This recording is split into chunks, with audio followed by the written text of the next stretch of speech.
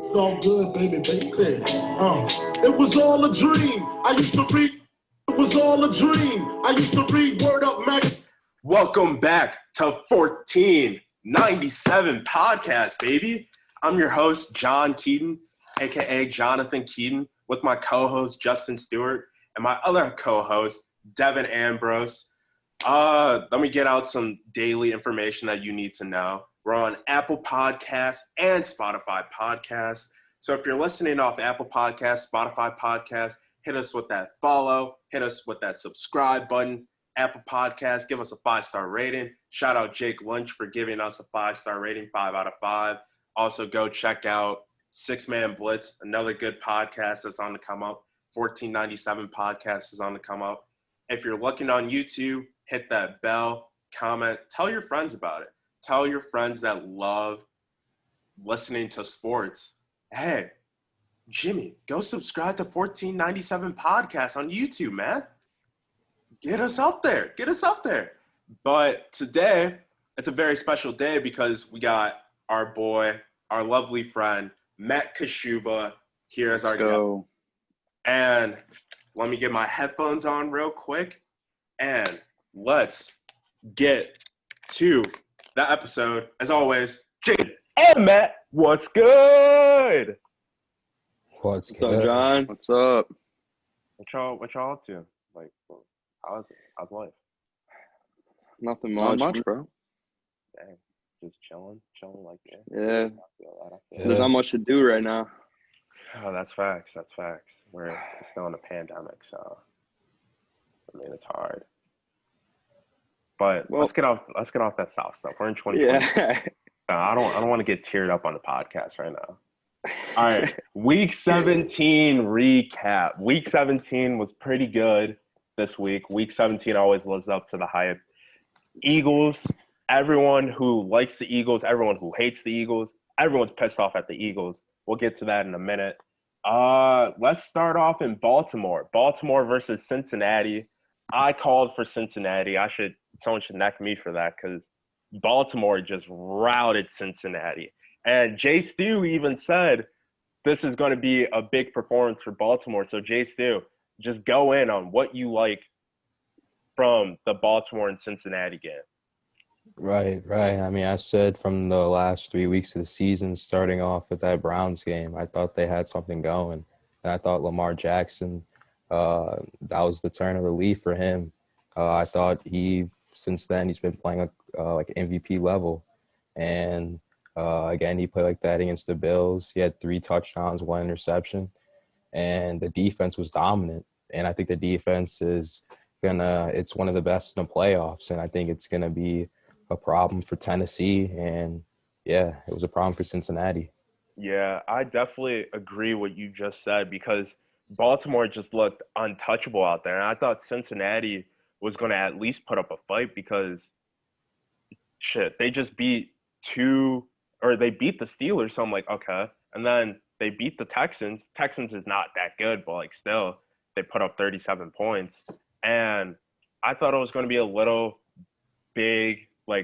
better of a game, but Lamar Jackson and the Ravens was like, nah, I'm not playing. Let me get my ticket to the playoffs and punch that right in. Then another game that happened, the Packers versus Chicago Bears. The Bears got into the playoffs, even though they lost. Shout out Los Angeles Rams. We love y'all. Mr. Financial, well, whatever he is, John Warford. Shout out John. Good game. But the way that the Packers played and the way Aaron Rodgers played, Devin, how do you feel? Even though we both hate the Packers, but we got to give Aaron Rodgers the credit that he needs. So how do you feel about that game? I mean, the Packers played amazing. The Bears kind of played like shit, I'll be honest. They weren't playing good. Mitch had a chance to maybe get something going towards the end of the game, and he threw a pick. I'm going to be honest, I wasn't that surprised.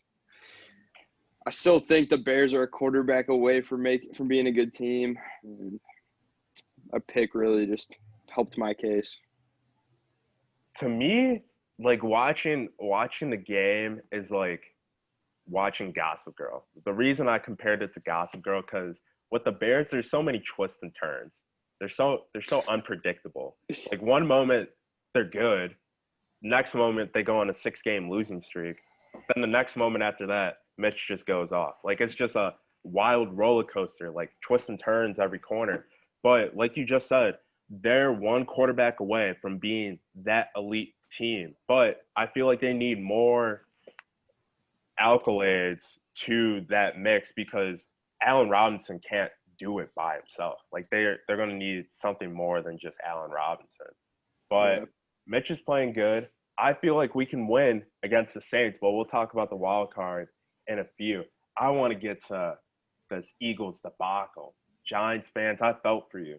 But at the same time, you guys won 6 games, so you did it to yourself.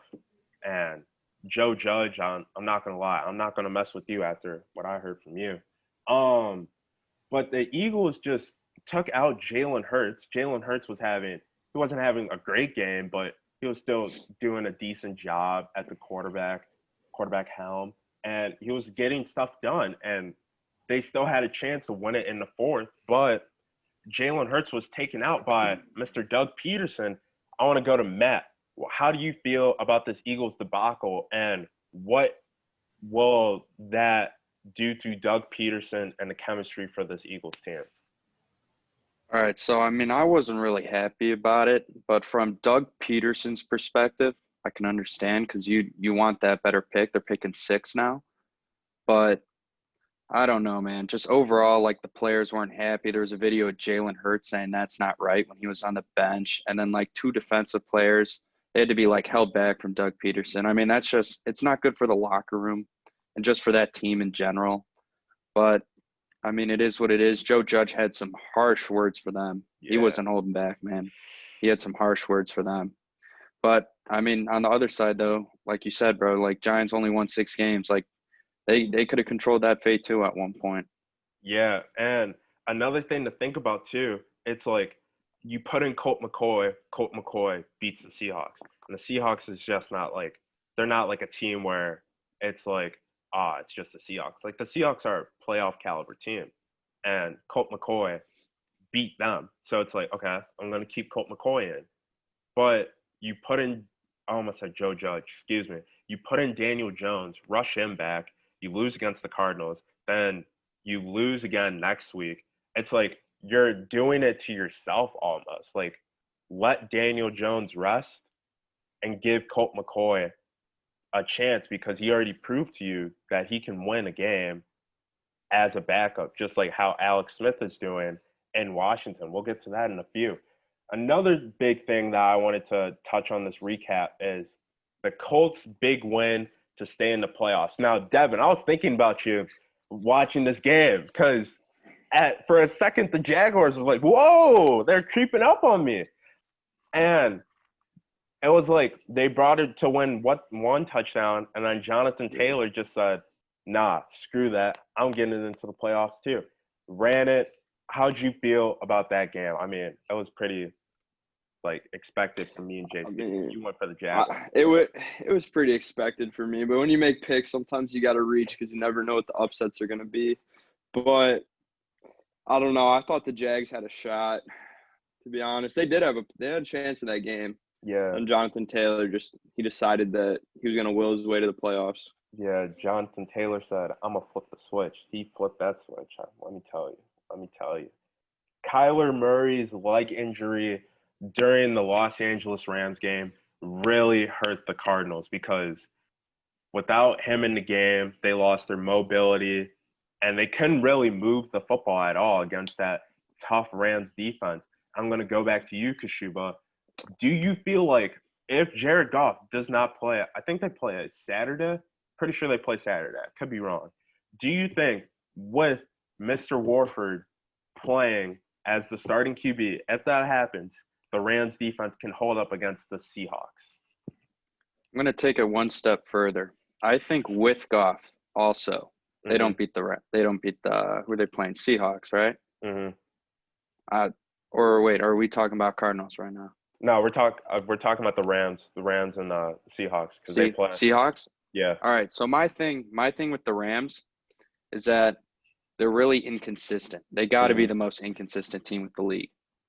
So there's something wrong there. I don't know if McVay's getting out-coached or if just Goff's, like, not living up to his expectations, his hype. He's got a big-ass contract. But something's not right there. And I don't see that inconsistency taking them far in the playoffs. I think they lose the Seahawks.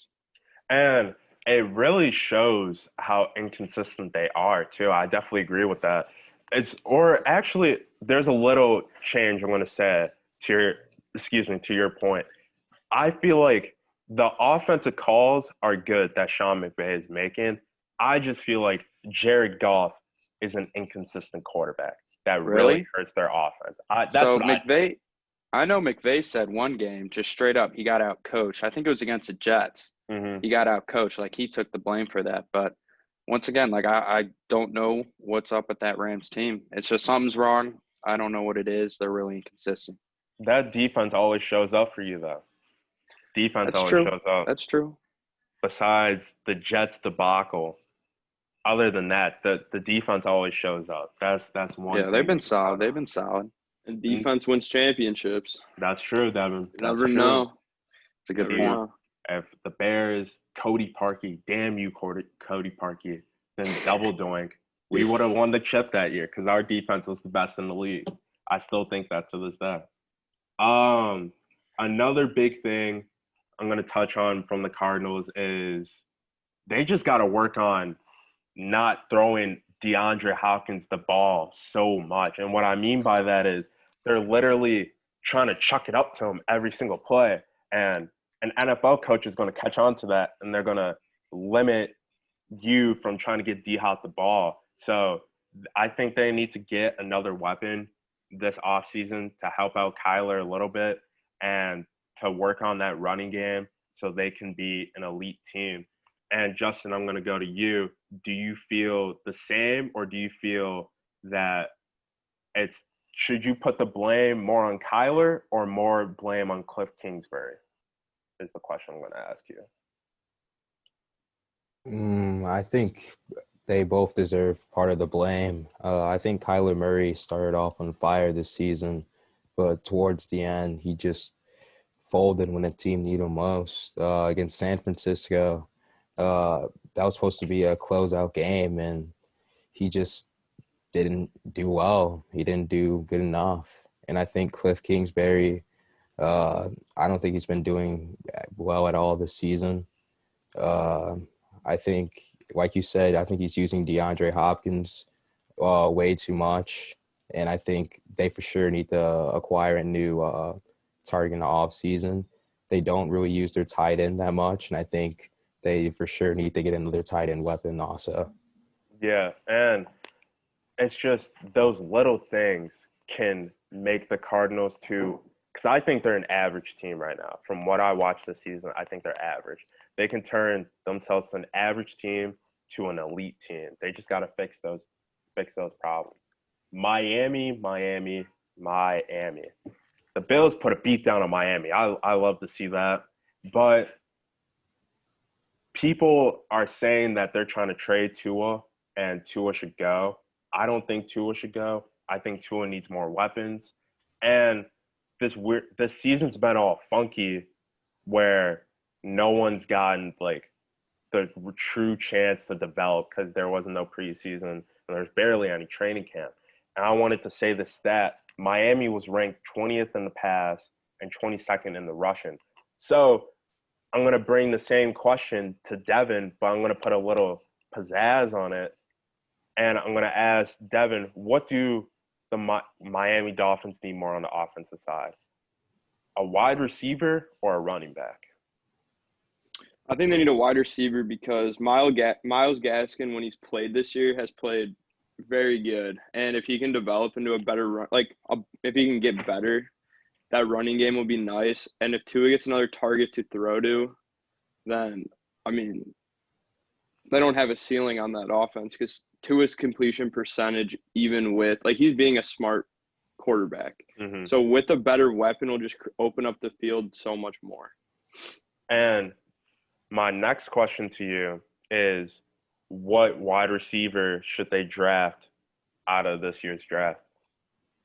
I think they should draft Devonta Smith, the best receiver in Oh, the because class. she was shaking his head. No, Jamar Chase. Me and Matt have had this argument plenty of times, but I'm still sticking to the fact that I think Devonta Smith is the clear number one receiver in this draft Well, class. hey, explain that a little bit. You guys got a chance to shine about this Jamar Chase and Devontae Smith. Like, I want to hear like the differences you have between the two, because they're both, you can't go wrong with either. But apparently, you guys think so. So the floor That's is true. yours. I agree with that. Yeah, I agree with I that. don't think you can go wrong with either, but I think that Devonta Smith is a better receiver. I think that because Devonta Smith is better route runner. He creates more separation and he's faster. And that translates better to the NFL than hands do, which Jamar Chase is better than. And Devonta Smith only had 2 drops this season, so it's not like you can sit here and say that he has bad hands. Right. So that on top of the numbers that he put up this year while being the number 2 receiver on the offense for 3.5 games on a shorter season is very close to what Jamar Chase put up in a full season, where he was the number 2 receiver the full season.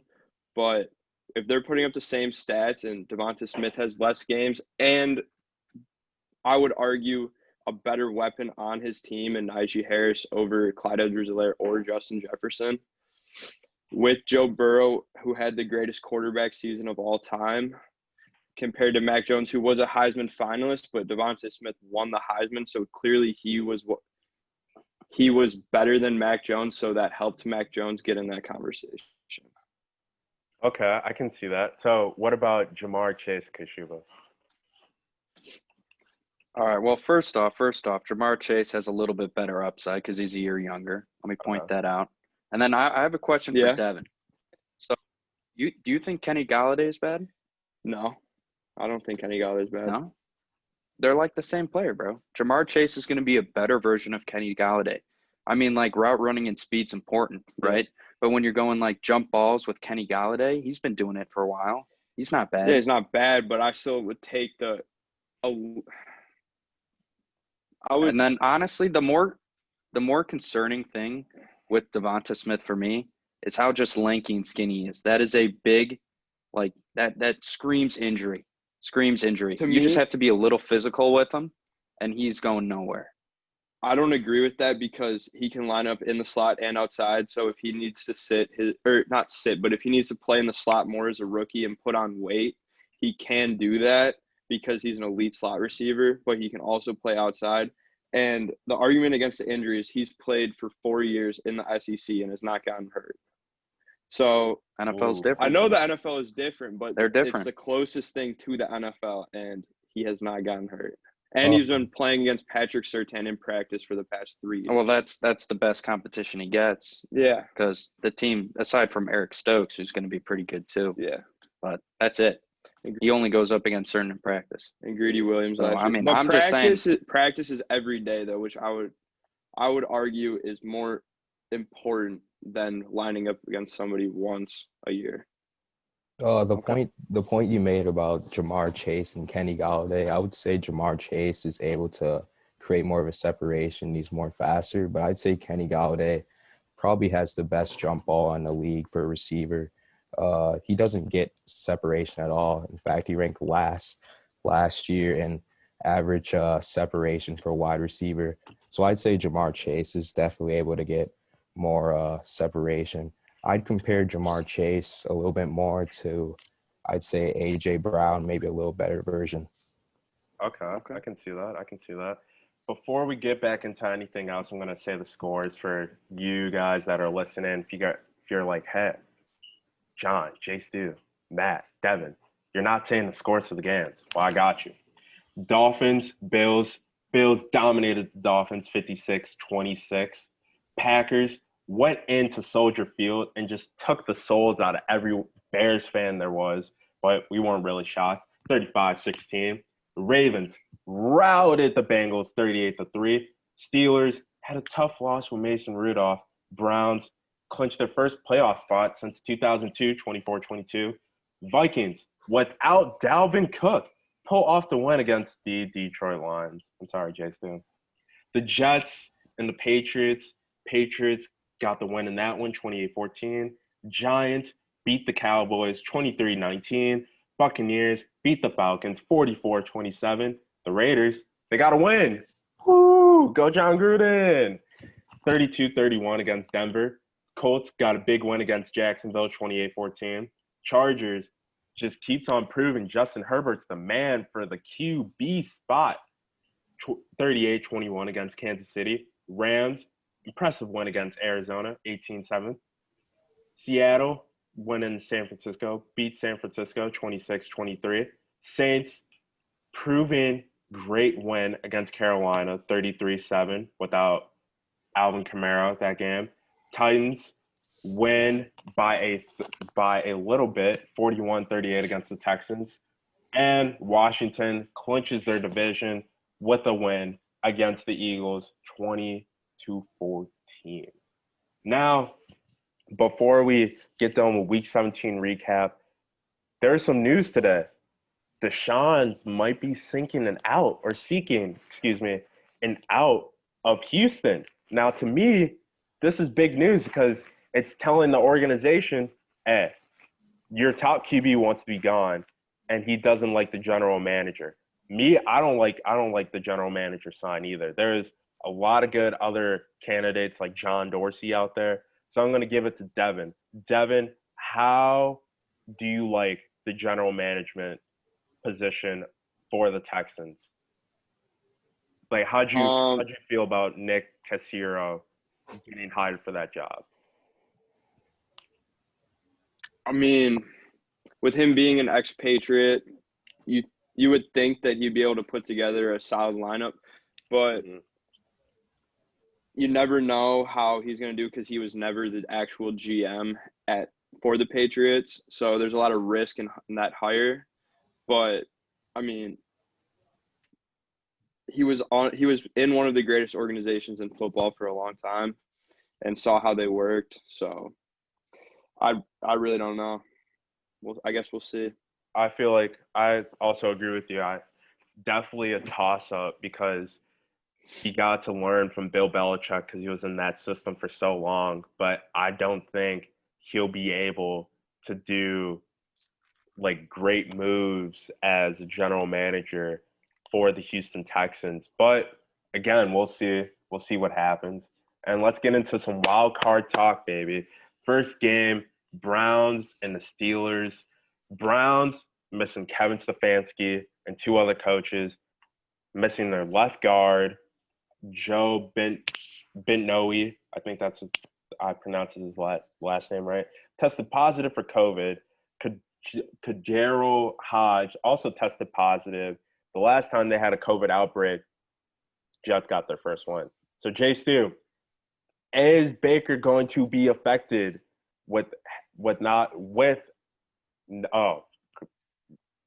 is Baker Mayfield going to get impacted by not having his sidekick Robin, aka Kevin Stefanski, with him on the sideline? Excuse me. I think for sure Baker's going to be affected not having his head coach on the sidelines. And I think for sure he's going to struggle against this Pittsburgh defense, the number one defense in the league. I got Pittsburgh with a demanding win at home. I mean, Cleveland hasn't beat Pittsburgh at Pittsburgh in 17 years. And I think they're just happy to get there. So, I mean, I got Pittsburgh getting the dub. See, I would say I agree with you, Jay Steele.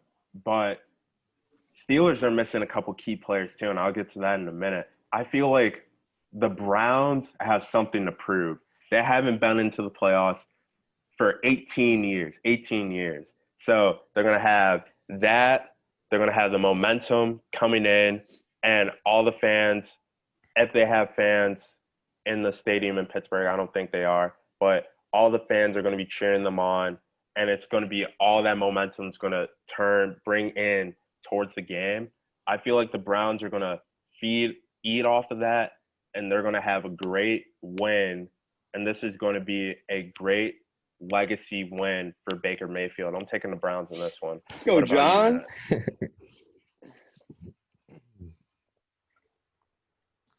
I'm hopping on the train too, man. I'm hopping on it. They got something to prove. I think Stefanski, he's going to have his game plan laid out. Mhm. I mean, obviously you want your head coach on the sideline, but I mean, he's still in there telling them what to do, watching film with them. So I think he's going to come up with the plan for them, and then they're just going to execute it. You know, they got something to prove. Devin? I think the Browns got this. I know that the Steelers got a really good defense, but if the Browns can get that run game going, it'll open up so much for Baker Mayfield, and I think he's going to have himself a day. And another thing about that Steelers defense, Terrell Edmonds, their safety, has a shoulder injury. He's questionable. Chris Boswell is also questionable. And I'm pretty sure behind Chris Boswell, they have a rookie kicker. And we know rookie kickers don't do good in the playoffs. They don't do good in the playoffs, nor they don't do good at all. So that's going to be a big hit for them. For this game, I don't think it'll matter. Really? Well, you think Wow. the Steelers are going to rout the Browns? I don't think. At least by more than a touchdown. Before you go in, if you stop the Steelers' pass game, what are they going to do? I mean, I don't think it's the offense that's going to be the problem.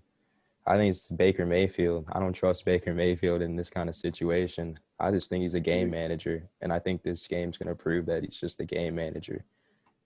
He's feeling dangerous right now. I already know. Baker's going to wake up feeling dangerous, baby. He's going to wake up feeling dangerous. I disagree with you. Big Ben has how many Super Bowls? 2. Okay. All right. I think Ben knows what to do in the playoffs. None while Baker's been in the NFL.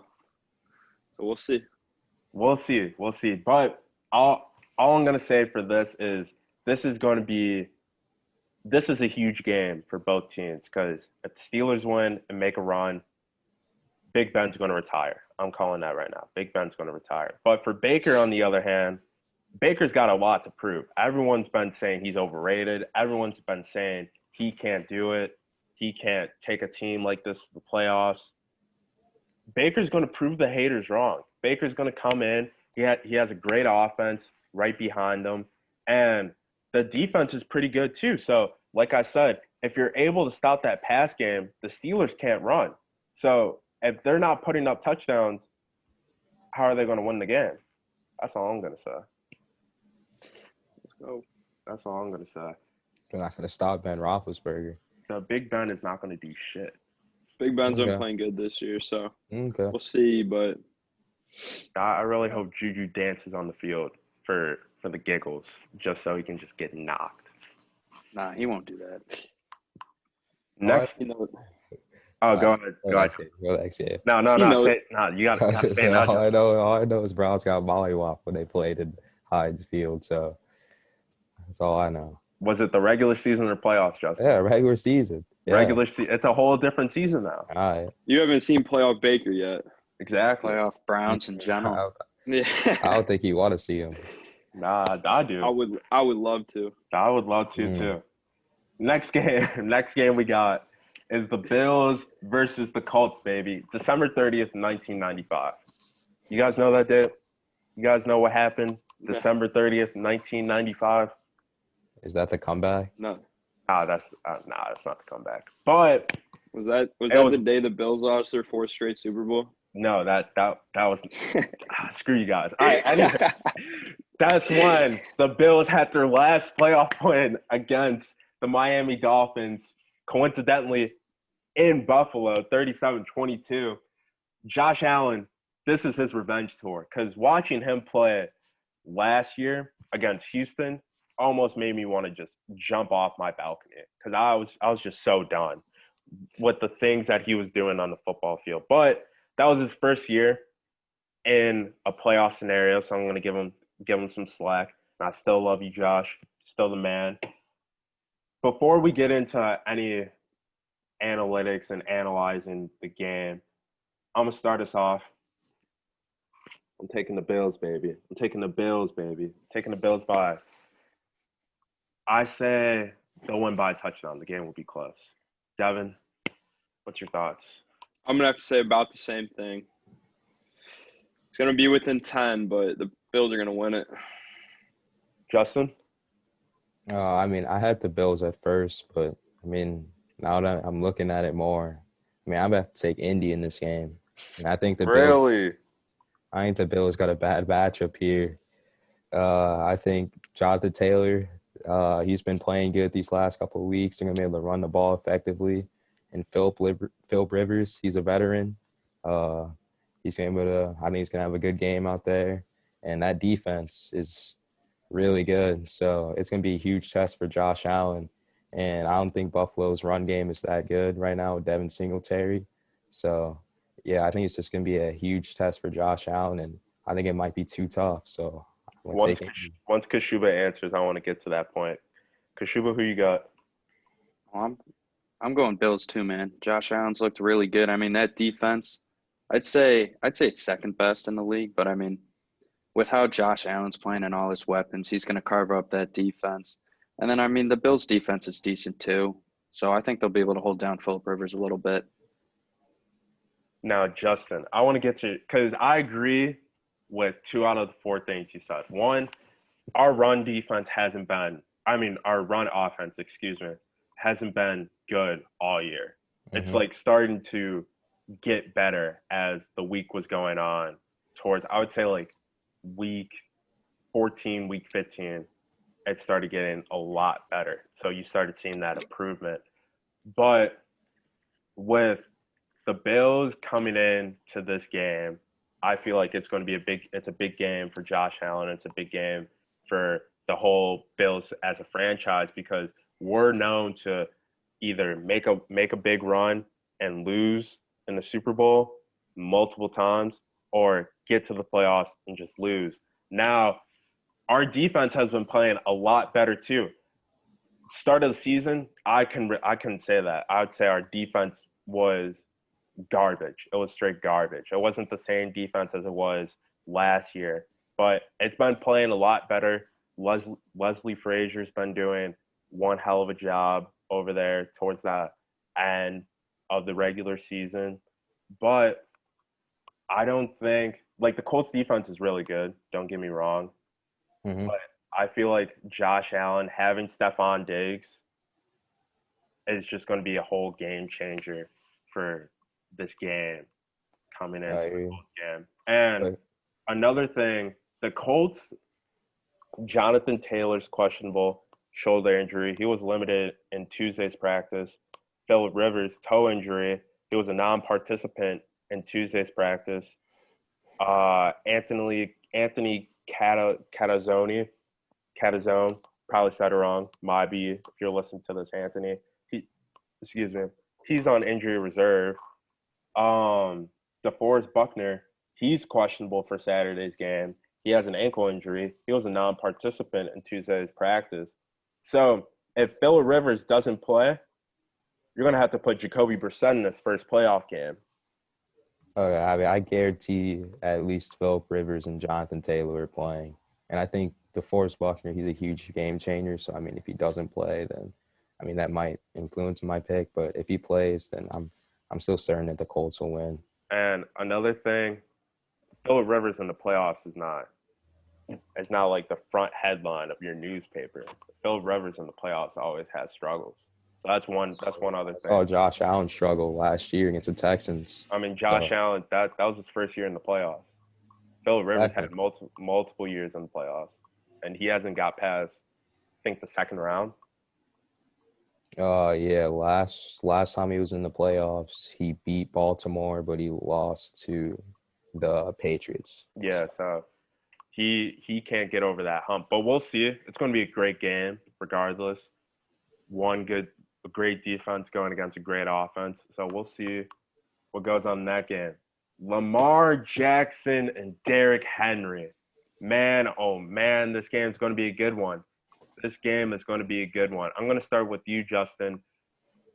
The Ravens were your pick coming out the AFC. Was that – am I correct? Yeah, it was at the start of the season. So I want you to give your thoughts about this Baltimore versus Tennessee game.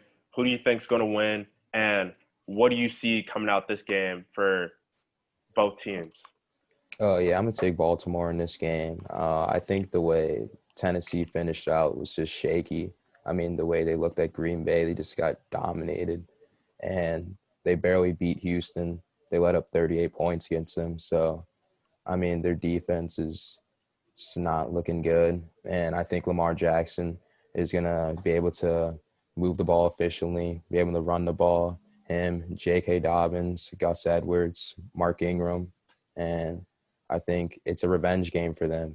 And I think Lamar has a lot to prove since he's 0-2 in the playoffs. There'll be a lot of questions going on if he goes 0-3. So, I mean, I think it's a game he has to win. So I'm going to take him Baltimore.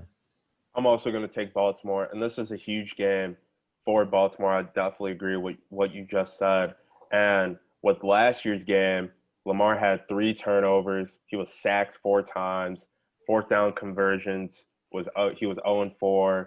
He had a 61 percentage from third down. So I mean that's good. Titans had 53% converting from third down. But this is a huge game for Lamar, and he's really got to prove to us, is he just going to go into the playoffs and just keep on losing, or is he going to get over that hump, get over that Tennessee hump? And I truly think he can do it. Lamar's such a special talent that we haven't seen in the league for so long. The last time we saw talent like that was Michael Vick. So Lamar's got a lot to prove, and he's definitely improved so much from that game to now, because there's a lot of drop passes by the Ravens in that game too, and it falls on both hands. It falls on the receiver and Lamar, but they definitely improved. John Harbaugh's a great coach. I'm taking Baltimore as well. Devin, flipping it over to you. I mean, after last week, Derrick Henry's already in playoff Derrick Henry form. He's going to go out there, probably run for at least 200 yards like usual in the playoffs. Titans end up getting the win. Move on to next week. Matt, what are you thinking? I got Tennessee too, man. That Baltimore offense has been shaky. Teams are starting to figure them out. I don't think Lamar will get over that hump this year. I don't either. One thing to add. Last year, Derrick Henry ran for 195 yards in his performance against one of the top defenses in the league for Baltimore. So it's going to be a great game. And I feel like the one thing that's going to outshine one from the other is Lamar and Derrick Henry. If they're able to shut down Derrick Henry, I don't see them. No. If I don't see Baltimore able to shut down Tennessee's offense, because they proved to the critics that if Derrick Henry's not going, Ryan Tannehill can sure as hell throw the ball to A.J. Brown, Corey Davis, and run the ball too. So if they're not able to stop that offense, it's going to be a long day for them in the office. Key inactives. Ryan Tannehill was also sacked once in their last game. So the Ravens defense got to get on that. Key inactives. A.J. Brown might not play. He was limited in Wednesday's practice. Yannick Ngakoue was out, or he's out. Willie Snead, ankle injury, did not practice in Wednesday. So if he doesn't play, that's going to be a very, very big hit towards them, I think, because he was a big impact towards that offense this season. But I'm still taking Baltimore. Next game, we got Ravens versus the Seahawks. I'm going to let Matt start this off. Matt, what do you think about this game? And just give us your insight. I'm going Seahawks, man. Like I said, you don't know what Rams team's going to show up. They're pretty inconsistent. Some's not working there. I mean, DK and Tyler Lockett and Russ have been doing it all year, man. So I see it going. I see them going on, and I think Chris Carson will have a big game too. I think this game was tough for me to pick because I was looking at it. Seahawks in the playoffs are a dangerous team. Russell Wilson in the playoffs is a dangerous man to play against, like playing against Aaron Rodgers in the playoffs or Tom Brady in the playoffs. And the Rams don't even know who's going to be starting at the quarterback position. It's a game time decision on Saturday. I think I'm going to go with you, Matt. I think the Seahawks will win this football game, and the Seahawks will win it by 10 points. Justin, what are you thinking? Yeah, I'm gonna go with the Seahawks in this game. I think Jared Goff has just been pretty inconsistent, especially in that game 2 weeks ago against the Seahawks. He did not look well, especially that interception to Quandre Diggs. It was just really to no one. There was no one in the area. So, I mean, he's got to step it up. And I think the Seahawks defense has looked better too, especially after the acquisition of Carlos Dunlap. Their defense has really turned it around. And I think that the Seahawks are definitely going to be a tough out in this playoffs. And one thing I want to add on before I get to Devin, the Seahawks during the regular season, even though the regular season playoffs, two completely different seasons, but when they played each other for the second time, the Seahawks were exploiting the Rams defense, and they were able to drop 20 points on them. So with that being said, I feel like Russell Wilson's going to have a field day, and the Seahawks are going to get the win. Devin, what do you think? I think the Seahawks are going to get the win too because their defense in these last couple of weeks has really started to turn around and turn into a very good defense. And a defense is scary in the playoffs, and their offense has just been going all season long. And I don't think they're going to slow it down. So I'm going to have to take the Seahawks. Their defense is playing a lot better too. Yeah. As of late, that was one big criticism towards their whole season was their defense hasn't been the same, but they've been playing a lot better. Chris Carson has a foot injury. He was limited. He was a limited participant in Wednesday's practice. I think he'll play. Jamal Adams, shoulder, hand. He was also a limited participant in Wednesday's practice. Andrew Wentworth, the offensive tackle for the Rams, might be available to start or to be the starter on Saturday. He was on injury reserve, and Micah Kaiser was a limited participant at Wednesday's practice. He has a knee injury, but Seahawks are going to get the job done. It's playoff for us. The Bucs versus Washington. Now, a lot of people have been saying Tom Brady against good D-line hasn't beat a good D-line this year. He's 2 for 2 when he goes against the top defensive lines in the NFL in the regular season. He beat Denver and Green Bay and lost to the Saints twice. And playoff Tom, we've seen Tom Brady in the playoffs completely flip the switch. Like, he became that dude in the playoffs, and he knows how to get it done. He has not 1, not 2, not 3, not 4, not 5, but 6 rings. 6 rings. And Devin, I saw you smile over there, so I'm going to let you take the floor. Talk about your man, Tom. Well, I personally think Tom has a chance to win an NFC championship game this year for the first time in his very, very long career. Mm-hmm. But it all starts with this game, and I think they handle the football team very easily. To hop off that point, I think the Buccaneers, what's so special about them is they have so many weapons that it's so hard to stop. Because it's not like, all right, yo, Jim, you get DeAndre, I got the middle. We're good. Now I'm going to have to go back to Jim and be like, yo, Jim, if you got Mike, who's got Chris? Oh, wait, Antonio Brown's there? Oh, wait, Leonard Fournette's in the backfield? Oh, wait, Ronald Jones in the backfield too? So it's going to be so hard for that Washington defense to step up and defend all those key players. I feel like Tom Brady and the Buccaneers are going to take this by a mile and absolutely rout the Washington football team. Go ahead, Matt. John, you didn't mention Gronk, though. Oh, Gronk, too. Come on, Gronk. Damn, they got 2. Damn, man. Damn. Matt, what are you thinking? What are you thinking over there? I'm going with the go too, man. I don't think the run game will be great because that Redskins D-line is good. Mm-hmm. But I have faith. I have faith in Chris Godwin, Mike Evans, and AB. And Gronk too. And Gronk. Can't forget about him. We can't forget about Can't forget about Gronk. one of the greatest tight ends of all to ever do. I got faith on them. I think Brady's thrown over 300 easily. So it'll be It'll be a blowout, man. I'm taking the over Ooh. on the spread, whatever it is. Okay. I think it's 8.5. I'd take that easy. I'd take that too.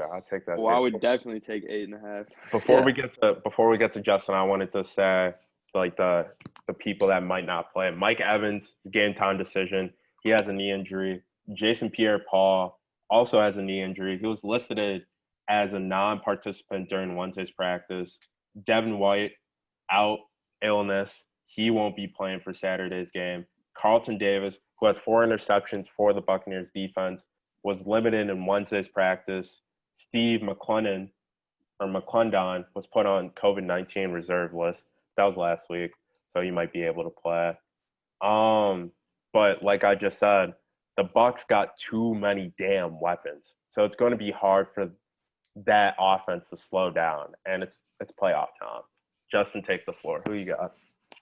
I'm gonna take the Bucs here, but I think it's gonna be a closer game here. I think Washington's gonna get a lot of pressure on Tom, and Tom struggles against pressure, so I think that's gonna keep them in the game. But I think Washington's offense just isn't good enough to compete with the GOAT, so that's gonna be the difference. And just Alex Smith is not be able to do anything against this Bucs defense, even without Devin White, which is going to be key. That's a huge loss right there. Yeah, Washington. I think. My bad. Yeah, I think Washington's defense is going to keep it close for them. I would have it going, I'd say 23-17. Okay. I can see that score because the Washington football team is ranked 5th in sacks, and right behind them is the Buccaneers. Tom Brady's only been sacked 21 times this year. But what I find amazing, the Washington pass defense allowed 21 touchdowns this whole year and got 16 interceptions. Tom Brady and his Tampa Bay offense has scored 42 touchdowns this year and thrown 12 interceptions. Then I want to add a little more onto that. Washington defense allows 191.8 yards per game. It's the second best in the league. The Bucs passing offense puts up 289.1 passing yards per game. So Chase Young, he should have a good game. I think he'll get a sack, but I don't think that defense can hold that offense. That offense is going to have a field day. Saints versus the Bears. Now, I'm looking at this game, and I'm thinking to myself, the Saints are going to beat the Bears by a lot. But the Bears are like Gossip Girl. They're so unpredictable. It's like one moment they do this, the other moment they do that. So, Devin, because you're a bigger Bears fan than I am, I'm going to let you take this one. I'm going to let you start it off. You're very right when you say that you never know what you're going to get with the Bears. And I can see the Bears even possibly winning this game or them getting blown out by 21 points. I think the Saints win, but I think the Saints win in a close one. I think Mitch plays okay. Hopefully not good enough to get another contract, but I probably will. Now, I want to ask you this. The Bears defense will play good, though. This has been a question on my mind all week. So let's say hypothetically the Bears win and they move on to the second round and they get absolutely slapped by the Packers. Do you think they'll make any changes front office-wise and player-wise, or you think everything will stay the same? I mean, player-wise, yes, just because it's a NFL organization, like it's a football team. They're going to have to move some pieces around. But I think if they make it to the second round, that they will not move any key pieces around, like the head coach, the front office. Probably Mitch will stay, but there'll definitely still be some moving pieces. I think after this season, this should be, either way it goes, this should be Ryan Pace's farewell season. Ryan Pace has put misery through my mind, through your mind, through every Bears fan's mind throughout the whole time he's been a general manager, and I feel like he's just got to go. And then next year, if Mitch doesn't do good, then he's the next person to go, and Matt Nagy is the last person to go. I feel like they should do that. just because Ryan Pace proved that he can't be a good general manager for the Chicago Bears franchise. So I feel like he needs to go. With that being but a good general manager would bring his team to the divisional round of the playoffs. And that's why I don't see him getting fired if they make it that far. To be honest, I don't see a chance of him getting fired right now either because they made the playoffs, but you never know. I mean, I can see, like, I agree to disagree with a good general manager taking your team to the divisional round, because you can be a bad it all depends on who's on your team at the end of the day. With that being said, I just don't think that Ryan Pace should still be there, because with the pieces that he gathered together, I just don't see it like happening. But the pieces he got together would be in the divisional round of the playoffs in this hypothetical scenario. You know what I mean? Like, How do you fire a guy after that? I mean, Jim Caldwell was fired after having a winning record. Am I right, Justin? Yeah. Yeah, Jim Caldwell was fired after having a winning record. So you're probably thinking to yourself right now, why would you be fired if you had a winning record? So that's why I think they're keeping everyone. I think because they made the playoffs, like everybody's staying, at least for this year. Pace, Nagy, Trubisky. I think everybody's staying. But to go off what I said, because I'll come back to that little argument in a bit. The Saints been proving. They proved to me last week that without Alvin Kamara, they can do damage. Drew Brees can do damage. So I'm going to take the Saints. I think Drew Brees got a lot to prove, because he's on a 6-game playoff losing streak where they, lost the game between 5 points or less. And a lot of miraculous things always happens to the opposite team the Saints are playing.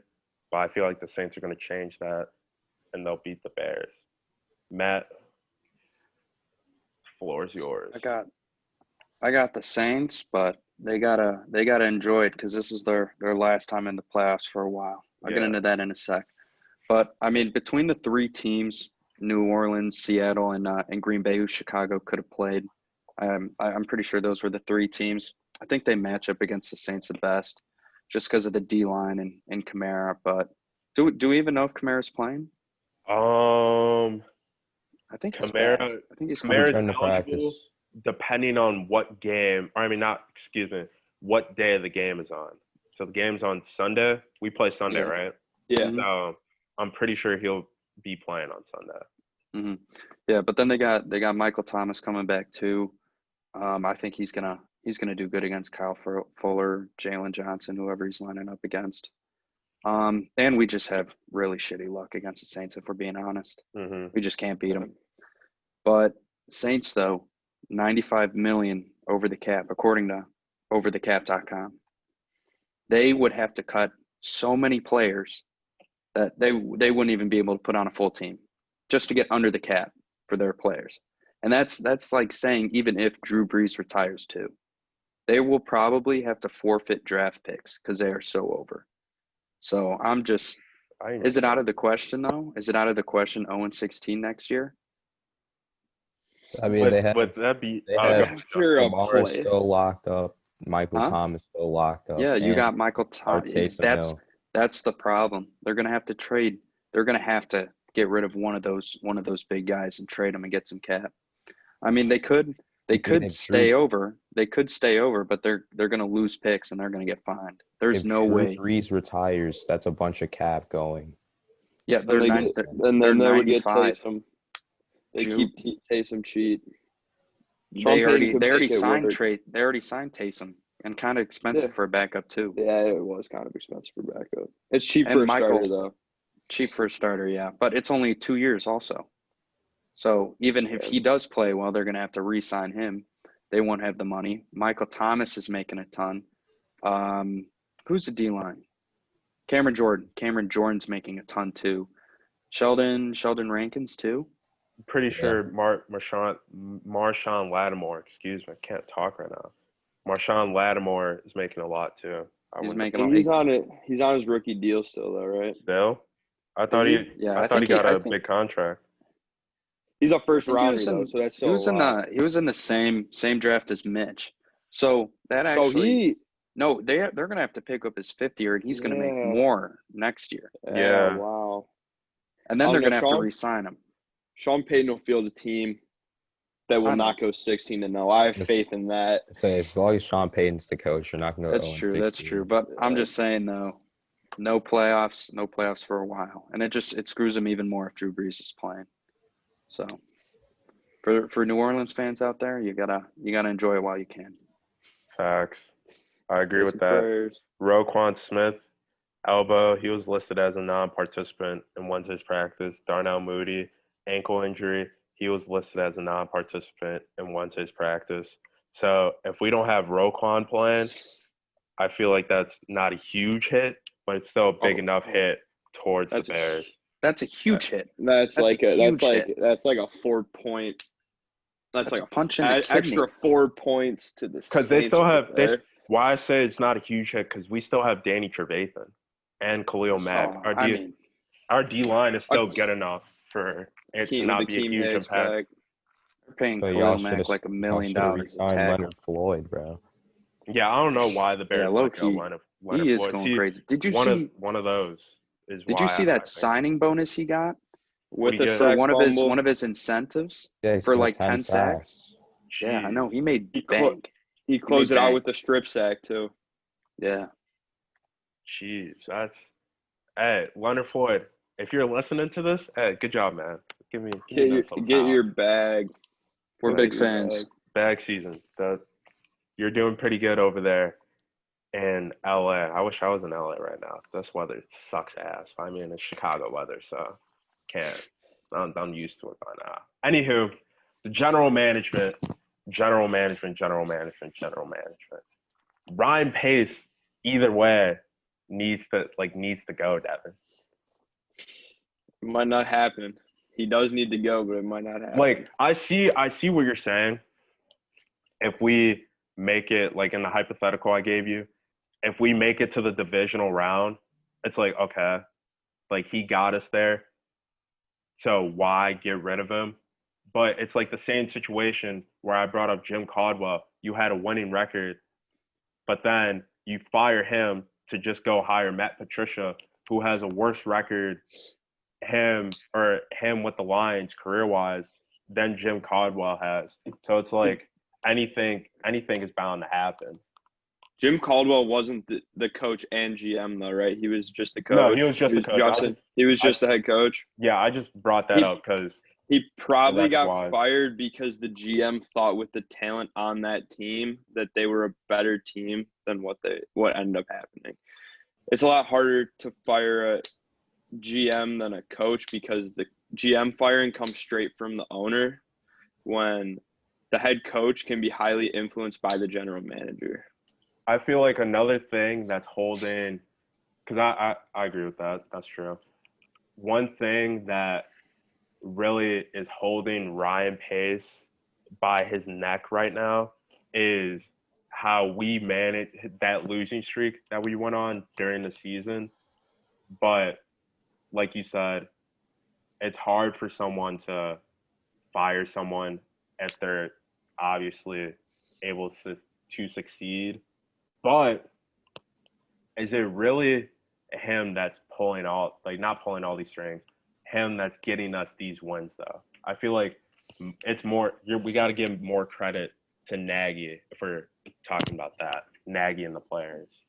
Obviously the players, but more Nagy. Justin, we're done with NFL. We're going over the college. Justin, I know you want to say it. I know you've been waiting for this moment to talk about Justin Fields because me and Devin called him overrated. And I guess you probably heard our podcast because This man just went crazy. So Justin, take it away. I don't even want to. I mean, I've been watching Justin Fields for years, so I mean, I've known he's been capable of ever since he's been at Georgia. I mean, I thought he should have started over Jake Fromm, but that's why he had to transfer to Ohio State. I mean, I just saw the talent in him, and he displayed it against Clemson, threw for 6 touchdowns. It was probably one of the best college football games ever played by a quarterback. Definitely one of the best. He displayed a lot of things to NFL scouts. He displayed his toughness after that hit. And after that, he threw that spiral to Olave for the touchdown. And then he threw 2 deep bombs, probably 2 of the most beautiful deep balls you'll ever see. And I mean, he just proved to everyone that he should be the number 2 pick. And if he goes against Alabama and balls out, I think he should be number 1 for sure. He has a similar stat line. Me and Matt were talking about this a couple of days ago, and I told Matt these exact words. I said, Matt, Justin Fields' draft stock is rising because not only he beat Clemson, he beat a player who beat Alabama and has been one of the greatest college football quarterbacks of all time.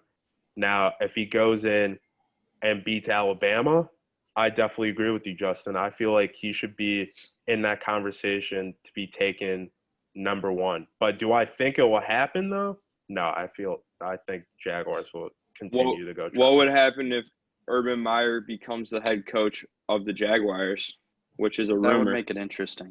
Yeah, that would make it really interesting. I'm pretty sure Matt said if Urban Meyer becomes the coach of the Jaguars, he sees the Jaguars taking Justin Fields first overall. Maybe not like for sure, but like the highest possibility, yeah. So I mean, I think the biggest thing for Fields was that statement win over Clemson. That's going to do the most for his stock. I mean, winning the Natty would help too, but like I think Clemson was the bigger challenge there. And then if Jacksonville wants to get Urban Meyer, which don't know if it's happening, he's asking for 10 to 12 million a year, which is a lot for a coach. But I mean, if they take him, I could see him going Fields. Yeah, especially if they win. Definitely an argument. Yeah, against a very good Alabama defense. Yeah, Alabama's defense, I'm pretty sure, is top 5 in FBS. Maybe I'm pretty sure they're top 5. They're pretty good this year. You would know. Fields will be Ohio State's defense is really nice though too. In the first half, the only time Clemson scored was on the first 2 drives, which are scripted pregame, and they're running those plays in a row all week and for all month for that game. What were you going to say, Justin? I'm saying Fields will be ready. And also the Trey Sermon, the running back in Ohio State, these past 2 weeks, I mean, he's been playing like the best running back in college football. I mean, against Northwestern, he had 300 yards, over 300 yards. And just against Clemson, he balled out. He just balled out. And I mean, Alabama they better watch out because, I mean. Giving Bama fans flashbacks of Zeke in the Sugar Bowl. Clemson's defense, or Clemson's, like their sacks, they're second in FBS, and Pittsburgh's number 1. They have 44 sacks, and which is second in the FBS, and they only managed to get 2 sacks against Justin Fields. So he had a great game. Big Trev had 3 fumbles, but I don't think this plummets Trevor Lawrence's draft stock. Trevor will be fine. He'll go to the Jags unless Urban Meyer just hops in and picks up Justin. But other than that, Ohio State also had a good game. Defensive wise, they had an interception. They had 2 sacks, which is good for them. Trey Sermon rushed for 193 yards. Fields rushed for 42 rushing yards. Trevor Lawrence also had a rushing yard. Cornell Powell is going to be a sleeper coming into this draft if he declares. If not, he's going to be a rising star for that Clemson's receiving core. He had 139 yards with 2 touchdowns. Travis Etienne had 64 receiving yards. So Clemson will be fine. Trevor Lawrence will be fine. Everyone's going to be fine. But I can't wait for this Bama game, though. Bama game is going to be really good. Fighting Irish. They went up against Notre Dame, and I saw you get a little smirk on your face, Devin, so I'm going to let you take this one. I mean, I just hate Notre Dame, to be honest with you. And I'm even Irish. I just hate Notre Dame. Yeah, Notre Dame did not have a good game at all. Ian Book threw for 229 yards, had 1 interception, had 55 rushing yards, 2 fumbles. They were able to recover it, but he still fumbled the ball twice. The longest pass play. Guess how long the longest pass play for Notre Dame was? Probably like 15 yards, 20 yards. 27 yards was their longest pass play. That game was over at halftime. We were watching the game at Matt's house, and the second half was just so boring. Yeah, because Alabama's Matt Jones in the game was just, or Devontae Smith in the game. Shout out Devontae Smith for winning the Heisman. They're just doing good. Mac Jones, 297 passing yards, 4 touchdowns. Najee Harris, 125 rushing yards. Longest run was 53 yards. Devontae Smith, 130 receiving yards. Jahleel Blingsley, 39 receiving yards. So I'm going to ask Justin this.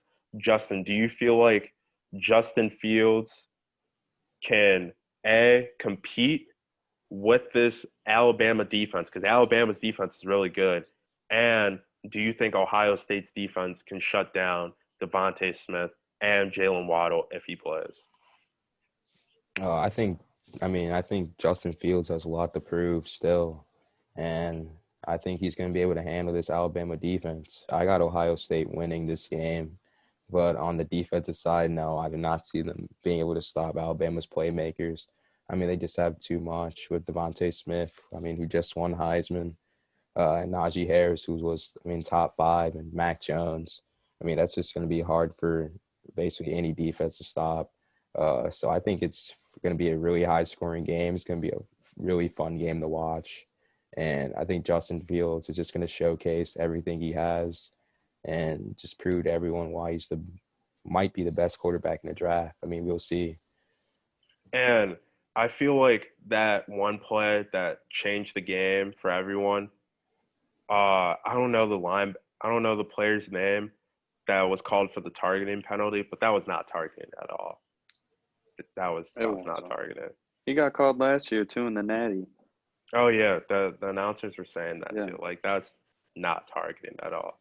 That's a perfect, not perfect. That's a good tackle. He just can't lead with his head. Yeah. Because obviously that's going to create injury. Fields was kind of moving into it also. It wasn't all him. The head was down, but Fields was he was coming out of a spin move or something, or just turning. And then it looked bad. It looked worse than it was. Yeah, I feel bad for the man because, like you said, it happened to him twice. So, but Justin Fields, I'm taking Ohio State against Alabama. I really think Ohio State can beat Alabama if they stop their offense. If they can contain Devontae Smith, and if Jalen Waddle plays, contain him. Hot targets. Well, first, does anyone else have anything to say about college football? All right, cool. To fire Jim Harbaugh. Oh, yeah. Justin, are you taking my note sheets? Because I was just about to get into college coaches next. So I've been saying this. I've wanted Michigan to do this for 2-3 years now. So doubt if they only had 2 wins. It's time. So for sure. Hot targets for NFL head coaching jobs. Jim Harbaugh. I'm right with you, Justin. I think Jim Harbaugh should go. He's proved to Michigan fans that they're just all hype and they're not able to get the job done. I feel like Jim Harbaugh will have way better success, and he has, in the NFL, and he needs to bring his butt he needs to come back to the NFL. Devin, What do you think about Jim Harbaugh leaving Michigan? Or should he leave Michigan? I think he should leave, but it's sounding like he's about to get another big contract. So we'll see how that goes. I don't know. Matt, what do you feel about this? Or go ahead, Devin. My bad to cut you off. He could definitely be like I don't think he'd want to, but he could come and be the Jags or the Jets coach. Maybe even he'd be nice with the Chargers. That would be – I can see that. That would be a huge coaching job. Not the Chargers. Jim Harbaugh can turn that Chargers team to a playoff team. No. Yes. Eric, I'm going to butcher the last name, but Eric Bieniemy. Yeah. That's best possible for the Chargers. Offensive guru with Herbert. That's best case for them. I mean, Jim Harbaugh was an offensive guru too. Him and his Colin Kaepernick offense works so well. So that's why I see him coming into Los Angeles and changing things for them, because all they really need to do is stay healthy. And with having a great coach like Jim Harbaugh, they're going right to the playoffs. They're not winning the division because obviously you still have Patrick Mahomes and that lethal offense over there. But I feel like Jim Harbaugh can do some damage with the Chargers. Some good damage, not bad damage. Another key name to throw in the ring of fire is Lincoln Riley. And this has been talked about for, I think, like 2 years now. So, Matt, I'm going to go back to you. Do you think Lincoln Riley will make the move to the NFL? And if he does, what team do you see him best fitting in? I don't think this year. I think he's going to ride out with Spencer Rattler.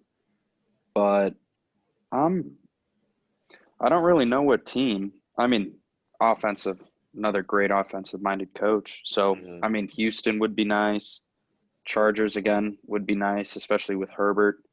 Falcons. I really like any team for him. But I think he's going to stick it out with Rattler, and then he's going to get his big payday and go up. So, like 3 years. I can see that. Another key coach that's in this ring of fire here is Matt Campbell from Iowa State and Pat Fitzgerald from Northwestern.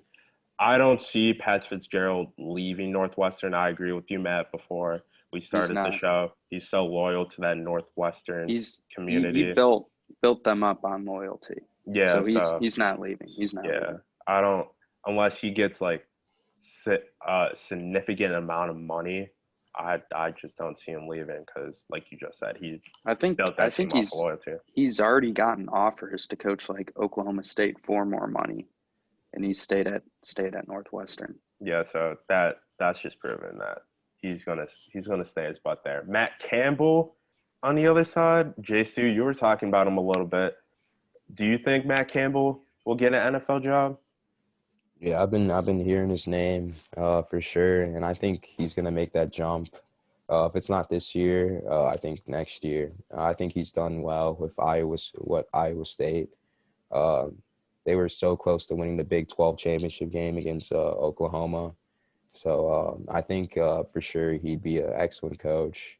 I'd say like for the Atlanta Falcons, he'd be a good coach. Or Houston. Yeah, I think for sure he's out this year, next year. Houston needs to do something because sooner or later they're going to lose their franchise quarterback, Deshaun Watson, because they just love trading away key assets for a Happy Meal. Like it makes me so mad.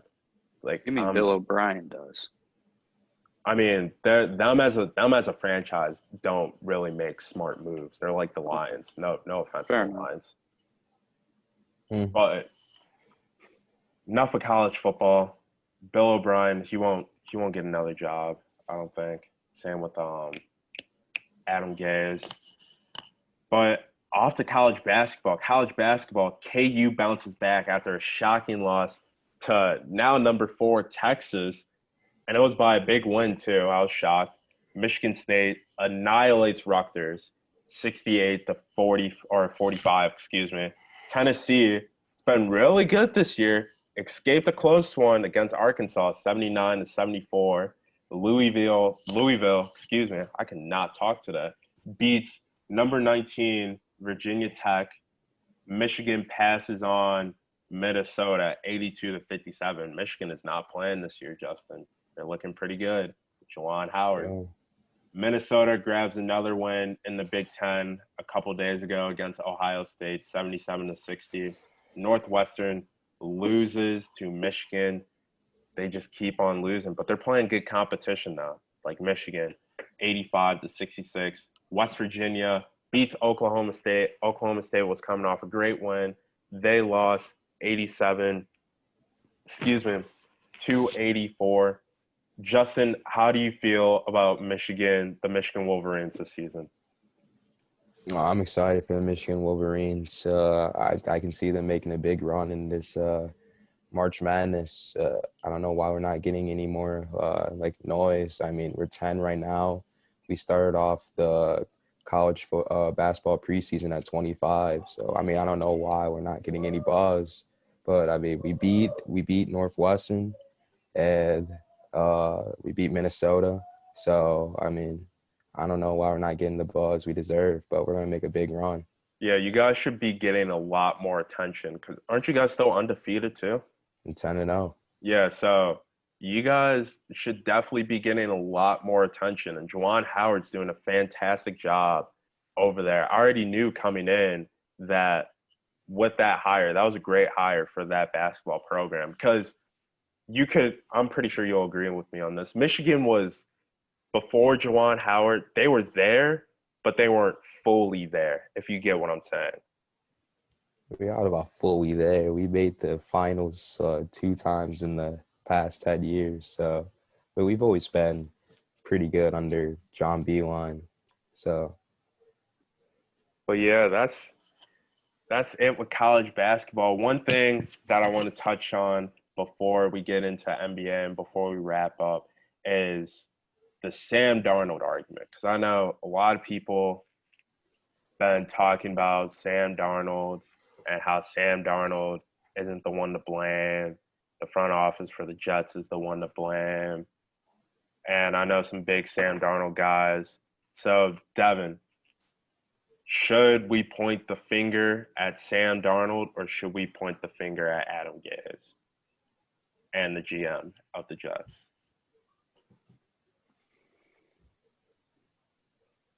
Oh, Devin, we can't hear you.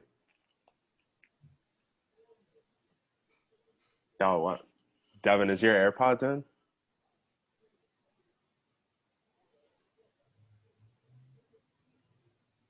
Oh wow, we can't hear Devin. Damn. All right. All right, I'm gonna ask Matt that same question, and then Devin, if you're able to talk, you can just chime in. Oh, all right. Answer the question. Oh, there we go. I said, should we point the finger at the general management of the Jets and Adam Gase, or should we point the finger at Sam Darnold for another struggle of a season for the New York Jets? We got to point the finger at all three of them because those are the three most important positions on an NFL team. Mm-hmm. But I think they have to give Sam Darnold another chance because if you throw a Justin Fields into that offense behind, like with those weapons and behind that offensive line, he's just going to be a bust because no rookie quarterback can go into that bad of a situation and succeed. Mm-hmm. I think they keep Darnold and give him another chance and draft somewhere else, like O-line with Penei Sewell.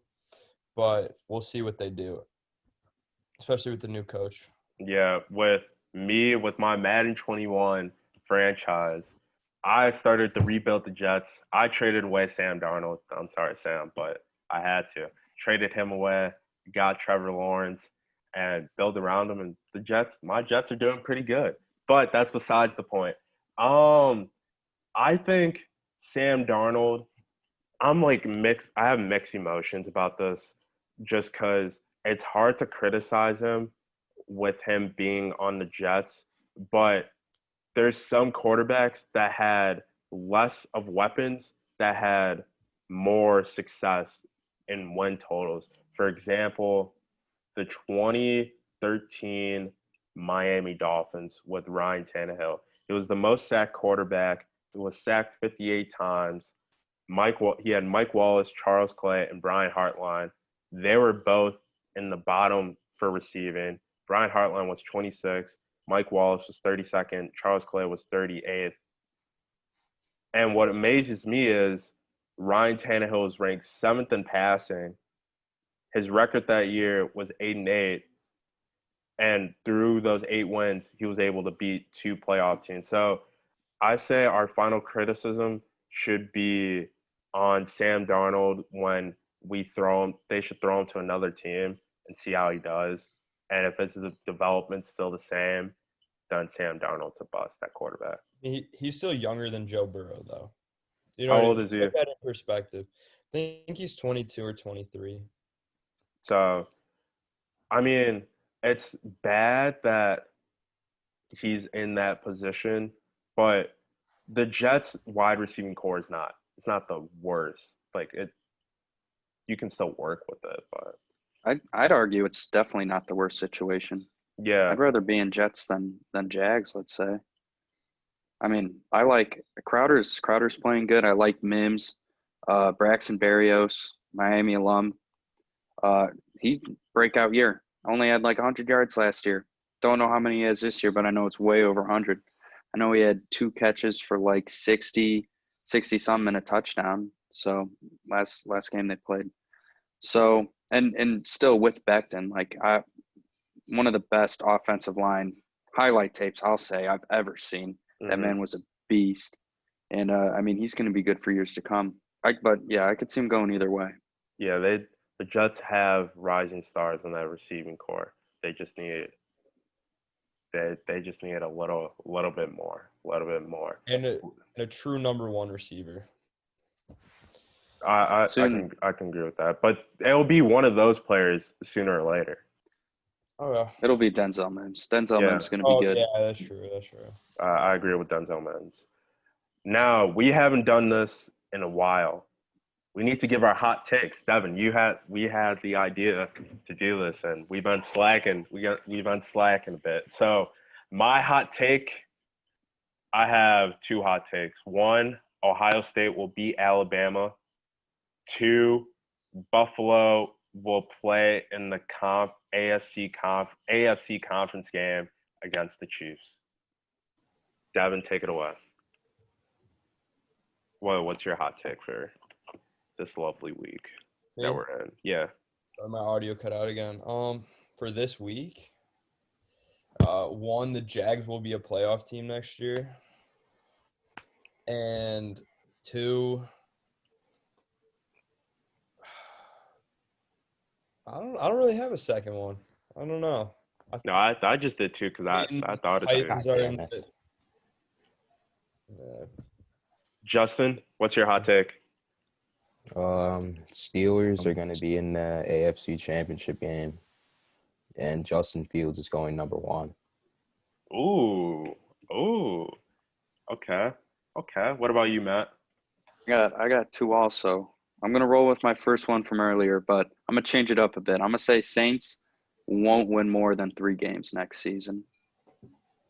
And then I'm going to say Jamar Chase goes top 3. Okay. Before we go, Francisco Lindor to the Mets. Now they got him and Yoenis Cespedes. Mets could be dangerous. It was a year too late, though. They could have gotten more if they traded him with 2 years left on his contract. Yeah, but the Mets could still be that. The pitcher's got 3 years left on his, but he's getting old though. But they should have done it last off season. Was the time to do it? They could have gotten a lot more. Yeah, I agree with that 100%. One thing before we go, besides me being a Chicago Bulls fan, I'm hopping on the New York Knicks bandwagon. I am becoming a New York Knicks fan. After watching Austin Rivers drop 14 straight points and watching 2 games, one against the Hawks, the other one against the Jazz last night, coming back from 15 or more, or coming back from a deficit that was 15 or more, and winning the game, Yeah, Knicks. I'm copping me a Knicks jersey. Put me on. I'm riding the wave. Justin, you riding the wave with me? I'll ride it, John. I'll ride it. I mean, Hey, New York Knicks. RJ Barrett, Cole. I mean, Yes, he's been sir. with Yes, Cole for a sir. couple years. Him, Obi Toppin, Yes, Julius sir. Randle. He's playing all-star level this season. And yeah, I mean, they're playing really good right now. So I'm gonna hop on that bandwagon. Hey, once they have fans, let's go to MSG, too. Yeah, I bet. All right, Matt, it was a pleasure to have you. Justin, Devin, you doing anything next week? No, All right, I I'm guess. going back to school actually. That's cool. Oh, yeah. I don't go back to February. Well, I guess I'll catch you and Devin next week. Matt, it was a pleasure to have you. Thank you for Thank you. joining us on 1497 Podcast. Stay smooth. Trust the process. If you haven't already, hit that follow button, hit that subscribe button, wherever you're listening to. We love you guys. We're going to get big soon. And you'll see me, the lovely Justin Stewart, and the lovely Devin Ambrose next week. Guys, let's make a podcast. Peace and love. See you guys later.